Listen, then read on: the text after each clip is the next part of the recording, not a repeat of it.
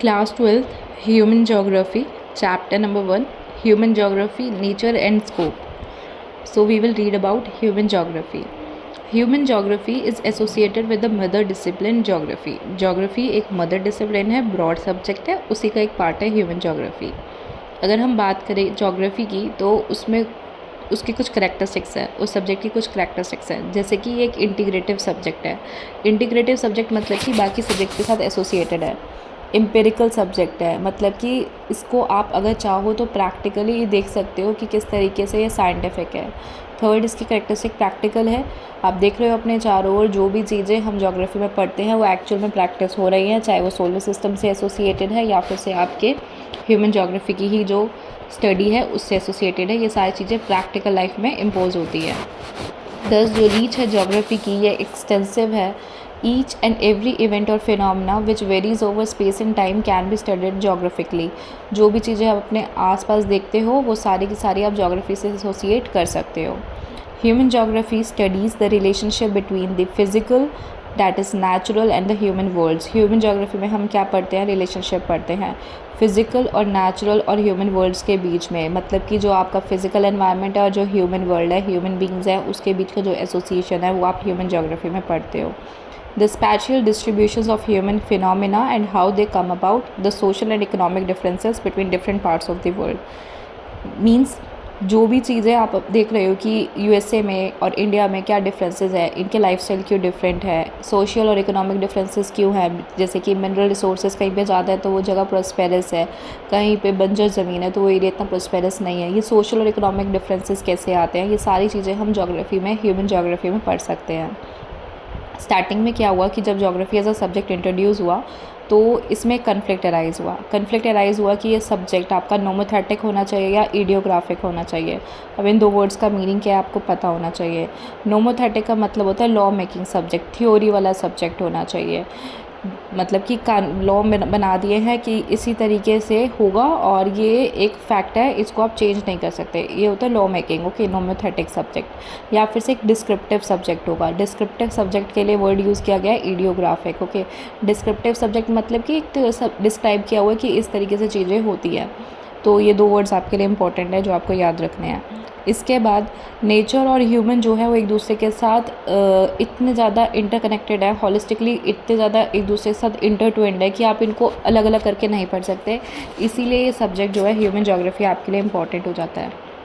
जैसे कि हम कुछ वर्ड्स यूज़ करते हैं, face of the earth, eye of the storm, mouth of the river, snout of the glacier, neck of the isthmus, profile of the soil.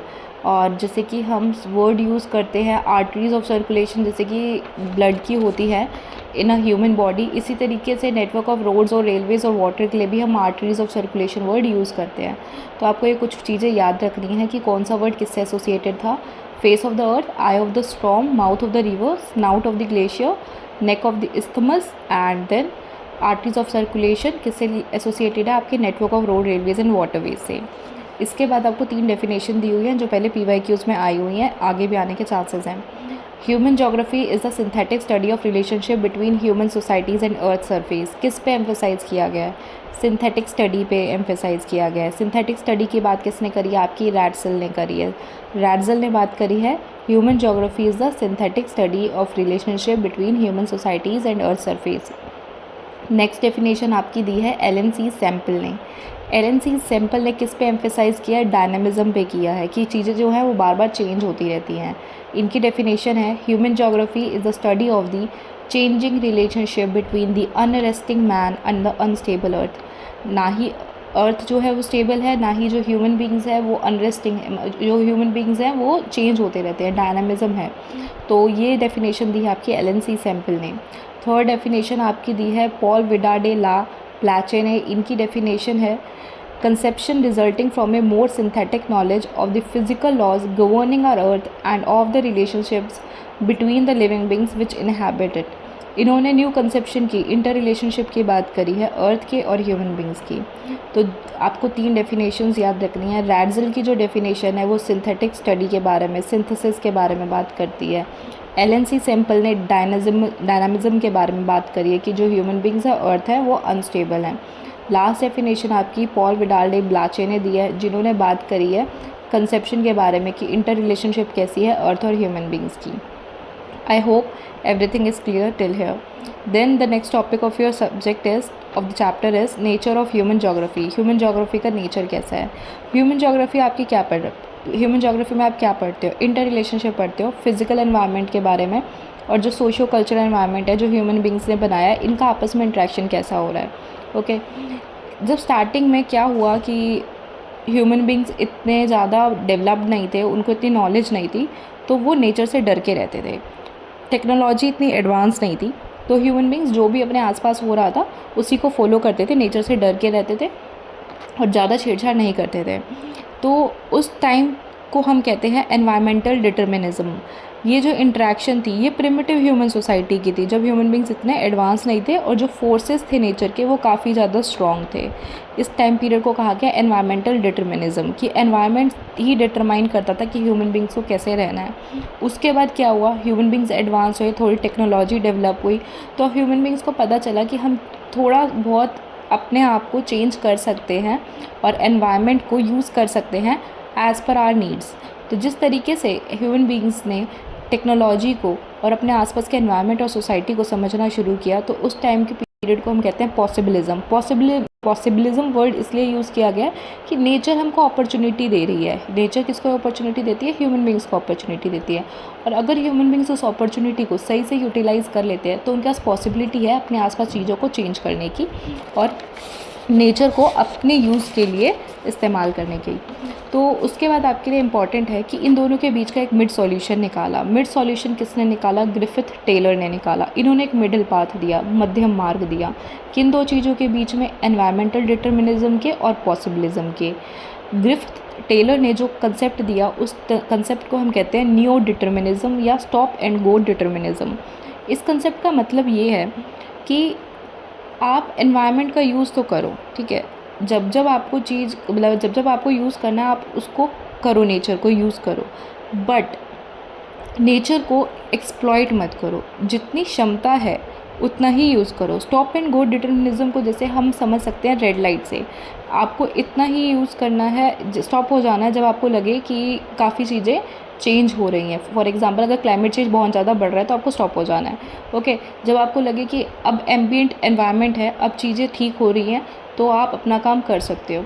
सो जो ये concept है ये बताते हैं कि ना ही हमको एनवायरनमेंट को ज़्यादा डिस्टर्ब करना है, ना ही हमें एनवायरनमेंट को ज़्यादा एक्सप्लॉइट करना है और ना ही उससे डर के रहना है। तो ह्यूमन बींग्स जो है नेचर को कॉन्क्वर कर सकते हैं उसको ओबे करके। So basically you have to remember, सबसे पहले आपका एनवायरमेंटल डिटर्मिनिज्म था, उसके बाद पॉसिबिलिज्म था, थर्ड कंसेप्ट जो आया वो आपका ग्रिफिथ टेलर ने दिया, मिड सॉल्यूशन दिया नियो डिटर्मिनिज्म का, स्टॉप एंड गो डिटर्मिनिज्म जिसको हम कहते हैं। उसके बाद आपके 3 स्कूल्स हैं ह्यूमन जोग्राफी के। फर्स्ट जो स्कूल है वो है आपका वेलफेयर और humanistic school of thought. Welfare और humanistic school of thought human beings के वेलबींग के बारे में बात करता है, हाउसिंग, हेल्थ, एजुकेशन, इन चीज़ों से एसोसिएटेड है। रेडिकल स्कूल ऑफ थॉट आपका मार्क्सिज्म थ्योरी से एसोसिएटेड है। मार्क्सिज्म थ्योरी से एसोसिएटेड है तो किसके बारे में बात करेगा? Poverty, deprivation, social inequality, workers के बारे में। नेक्स्ट जो आपका कंसेप्ट है वो है behavioural school of thought. Behavioural school of thought किसके बारे में बात करेगा? जो सोशल कैटेगरीज हैं जैसे कि ethnicity, race, religion, human beings की जो लिव्ड एक्सपीरियंसेस है इससे एसोसिएटेड है। आई होप यहाँ तक आपको कोई डाउट नहीं होगा। इसके बाद fields and subfields of human geography. Fields and subfields of human geography. Human geography के 6 पीरियड्स हैं जो आपको याद होने चाहिए कि कौन से टाइम पीरियड में कौन सा अप्रोच यूज़ की गई थी। फर्स्ट जो आपका था वो अर्ली कॉलोनियल पीरियड था। कॉलोनीज़ अभी बनी नहीं थी, स्टार्टिंग ही हो रही थी कॉलोनियल पीरियड की। तो उस टाइम पे जो आपकी अप्रोच थी वो थी एक्सप्लोरेशन एंड डिस्क्रिप्शन। एक्सप्लोर कर रहे थे डिफरेंट एरियाज़ को, कैसे कैसे ट्रेड और ट्रेड इंटरेस्ट को, इंपीरियल इंटरेस्ट को बढ़ाया जा सकता है। एक्सप्लोरेशन एंड डिस्क्रिप्शन का फेज था।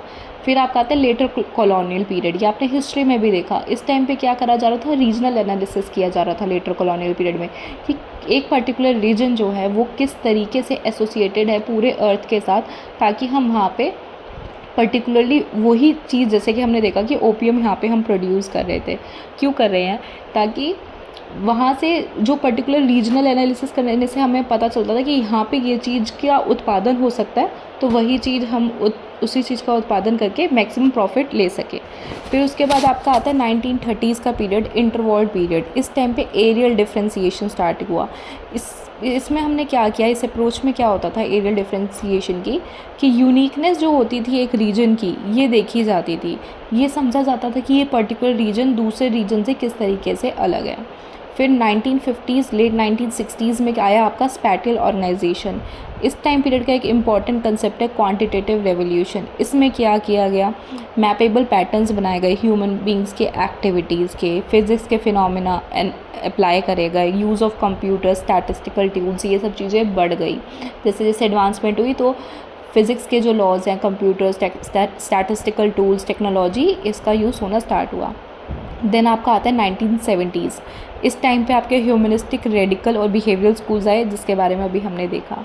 लास्ट आपका आता है 1990s। ये पोस्ट मॉडर्निज्म का फेज़ है ज्योग्राफी में। इस टाइम पे यूनिवर्सल थ्योरीज़ बनाई गई ह्यूमन कंडीशंस के ऊपर, कि जो यूनिवर्सल थ्योरीज़ बनी हुई हैं, क्या हम इनमें क्वेश्चन पुट अप कर सकते हैं, क्या ये चेंज हो सकती है, इन चीज़ों को हमने देखा। देन सोशल ज्योग्राफी, अब उसकी कुछ सब फील्ड्स हैं, अब उनके कुछ नेम्स हैं, वो आपको याद होने चाहिए। जैसे कि आपका एक बहुत बार क्वेश्चन आया हुआ है PYQ में, आई होप आपने देखा भी होगा, जिसमें आपसे पूछा हुआ है क्या ये सब्जेक्ट आपका सोशल स्टडीज़ के या आपके उसमें आया हुआ है, जो लास्ट के 10 क्वेश्चंस पूछे जाते हैं सब्जेक्ट स्पेसिफिक, ओके, उसमें क्या ये सब्जेक्ट आपका सोशल साइंसेज में आता है या नहीं आता। तो आपको ये सारे जो टेबल में सब्जेक्ट्स दिए हुए हैं ये पता होने चाहिए। ये सारे सब्जेक्ट जो आपके हैं ये सोशल साइंसेज में आते हैं। एंथ्रोपोलॉजी, सोशियोलॉजी, एंथ्रोलॉजी, women studies, history, epidemiology, physiology, military science, ये सारे, economics, resource economics, industrial economics, international trade, tourism and travel management, ये सारे कंसेप्ट्स आपके किससे एसोसिएटेड हैं, सोशल साइंसेज से एसोसिएटेड हैं, ये आपको पता होना चाहिए। यहाँ पे आपको पता होना चाहिए बिहेवियरल ज्योग्राफी को आप साइकोलॉजी में पढ़ते हो, ज्योग्राफी ऑफ लेजर को आप सोशियोलॉजी में पढ़ते हो, मेडिकल ज्योग्राफी को आप एपिडेमोलॉजी में पढ़ते हो, इलेक्टोरल ज्योग्राफी को आप फिजियोलॉजी में पढ़ते हो। इस चैप्टर में इतना ही था। इसके बाद कुछ इसमें आपको क्वेश्चंस दे रखे हैं MCQ। फर्स्ट आपका MCQ है, which one of the following statements does not describe geography. इसका आंसर है कि ज्योग्राफी जो है वो रेलिवेंट नहीं है प्रेजेंट टाइम में due to development of technology, that is your option number 4। Then the next question is, which one of the following is not a source of geographical information? The answer is samples of rock materials from the moon. Then the next question is, which one of the following is the most important factor in the interaction between people and environment? The answer is option number C, technology. Then the next question is, that is the last one, which one of the following is not an approach in human geography? The answer is quantitative revolution. Quantitative revolution आपकी approach नहीं है, ये आपकी fourth approach, that is spatial organisation, उसके under एक broad feature था। So you have to remember this. That's all in this chapter. I hope everything is clear to you people.